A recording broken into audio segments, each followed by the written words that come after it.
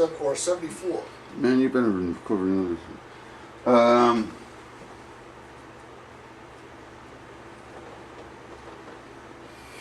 Both my It was Saab, the silver. It was the silver.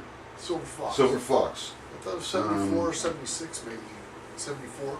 When did I have it? I had it in Mid 80s. 80s. 86. Mm-hmm.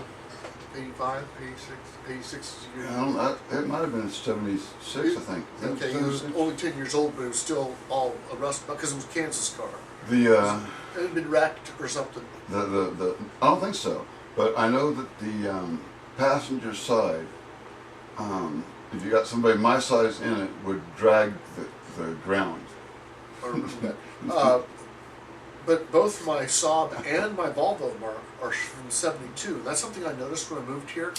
The cars were like 2 to 3 times as expensive as in Wichita. Yeah. Older cars. You could, like for example, cars in Wichita, you could easily find something 10 years old that was had rust on it because they fell apart. Had rust on it. Like my Mustang. Yeah. That's an ultra classic car, but half of it was rust. Here on the West Coast, they're going like, "Are you kidding?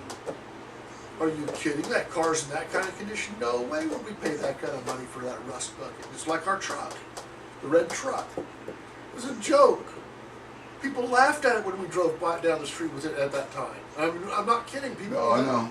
You know, the thing about that red truck, but I still. I remember when. I remember when the first go around with it, and they had it up on the rack, and they brought me and Dad in to show it to us, and the transmission and everything around it had sledgehammer marks on them, where they had literally had to use a sledgehammer to get the fucking thing in place, because they had when Tom brought it to me originally on that Friday, he brought it to me to show it to me, right? It was a fucking 5-speed on the floor. Right. When he brought it back on Monday, it was a fucking automatic right there. Didn't change the engine, which he probably should have done. The gear ratio was totally wrong. I remember which I kept having all those fucking problems. I've known several people who had that kind of truck, though. I've driven several trucks that were like that. Oh, I have too. Yeah. Where you put it in your gear and it goes all of a sudden crazy. You know, I would have rather had that fucking truck that I drove for Ramsey Fruit Company. It was like a 1955 fucking pickup that had wood sides on it, and it was a 3-speed, and the granny gear was miserable. Yeah, it's horrible. I mean, it was good for getting out of mud. I found that. But I got it stuck the one time. I got it stuck there at that Taco Grande up there on Kellogg.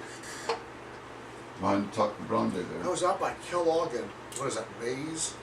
Up west, yeah. Out west of everything. Mm-hmm. Used to be, yeah. And I was behind somebody's place that I delivered to, G. Stevens. Mm-hmm. And there's a mud puddle that I usually would go across because it was dirt, and it was the way to get out of there. Got stuck in there, and it took me 15 minutes of rocking the truck back and forth, the van, full of stuff. And it put me off my schedule. And the person at Town and Country, was clear out of Maze Road and 21st or something. She was always in a fucking foul mood that particular day. You never can get here on time. And I'm like, I told her, look, lady, I don't have it on time. I get here when I get it. Exactly. I don't know what your problem is. That's literally what I told her. I don't know what your problem is. When I got back, lucky I get here at all. When I got back, they told me that's not the way you talk to our customers. Yeah. Like I get here at all, you old whore. I didn't say that at all. I wasn't even gruff. I was just saying, I don't understand what you're so angry about.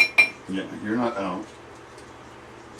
I don't have nobody ever told me there was a schedule. I've already not like that. Someone taught me this route.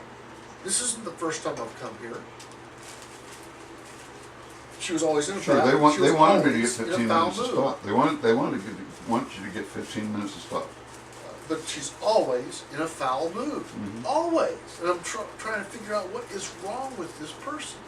The other person that works there that I come in is always easy to get along with. Same with David's. There was this woman that didn't like me there. 15 minutes, I should say, the 15 minutes of stop includes the in and out. Oh, woman at Cranks, Cranks, what is it? Skaggs? Skaggs there on, at Central Hillside. Woman there that didn't like me. I don't know what for. Woman that worked at David's there at East Gate. You're probably wearing that fucking cologne that her ex-husband used to wear when he beat her. I don't know what it was. There's That's what they places, say now. I didn't realize that. I went to, these women just didn't like me. I never could figure out what. It's one of those things like, maybe they thought I was a sexist because they're working in a man's job. Because at the time they were just, that was